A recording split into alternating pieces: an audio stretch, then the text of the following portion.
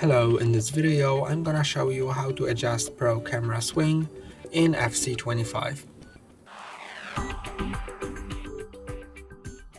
To adjust the Pro Camera Swing, click on Settings in top left corner, then click on Settings, Game Settings, Camera, and now make sure that custom camera settings are enabled.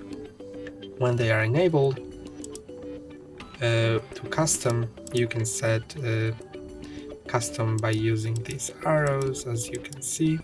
When it's set to custom, scroll down until you find Pro Camera Swing.